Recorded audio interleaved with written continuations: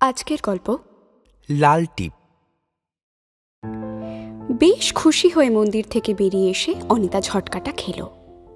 মাত্র 1 মাস আগে বিয়ে হওয়া অনিতার খুশির কারণ হচ্ছে রমেশের মতন এত হিসেবি ছেলে তাকে এত টাকা খরচ করে দেবী মন্দিরে পুজো দিতে এনেছে।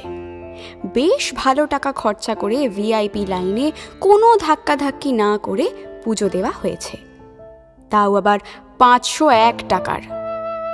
পরিবারে হাড় কিপটে নামে খ্যাত রমেশ যে এত টাকা ঈশ্বরের জন্য খরচ করতে পারে তা অনিতার চিন্তার বাইরে ছিল। খুশিটা তারই জন্য। কিন্তু ঝটকা। মন্দির থেকে বেরিয়ে অনিতা বলেছিল, আমাকে কিছু খুচরো টাকা দিও তো। কেন?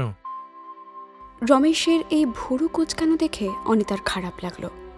সে বলল, মন্দির থেকে বেরিয়ে গলির দুধারে কিছু ভিখিরি বসে থাকে, ওদের দেব। ভগবানকে পুজো দিয়েছো, মিটে গেছে, ভিখারিকে কেন?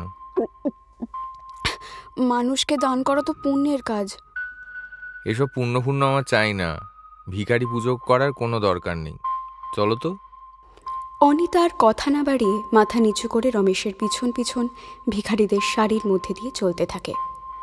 তাদের অনুনয় কানে যেতেই সে মরমে মরে যায়। আর চোখে দেখে সবাই তার দিকে চেয়ে হাত বাড়িয়ে আছে। শুধু একজন ভিখারিনী যে সব শেষে বসে আছে, সে যেন নীরবে অনিতাকে আবেদন করছে তাকে কিছু দান করার জন্য।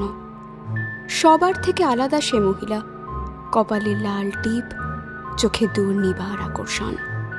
অনিতার মনে হলো ব্যাপারটা রমেশও বোধহয় খেয়াল করেছে।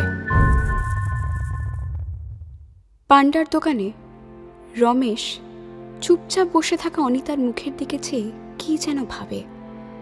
তারপর তার হাতে একটা 10 টাকার নোট দিয়ে বলে, তোমার মন কেন খারাপ হয়?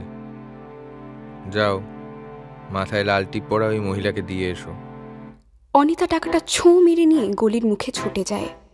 সেখানে গিয়ে দেখে সবাই আছে, শুধু সেই মহিলাই নেই। অনিতা সব শেষে বসে থাকা মহিলাকে জিজ্ঞাসা করে, মাসি, তোমার পাশে যে মহিলা বসেছিল সে কোথায় গেল? মহিলাটি চোখ তুলে বলে, আমি তো শেষ জন, আমার পরে তো আর কেউ ছিল না। হতভম্ব অনিতা তাকে টাকাটা দিয়ে চলে আসে। রমেশকে সব খুলে বলে। রমেশ হেসে বলে, তুমি যে কি দেখতে কি দেখো তার ঠিক নেই। আসলে তোমার মাথায় ঢুকে গেছে দেবী মুখের সেই লাল টিপ, বুঝলে?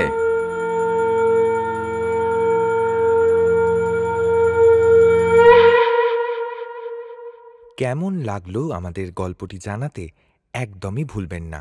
ভালো লাগলে ছড়িয়ে দিন বন্ধু বান্ধবদের মধ্যে এবং সাবস্ক্রাইব করতে কিন্তু একদমই ভুলবেন না।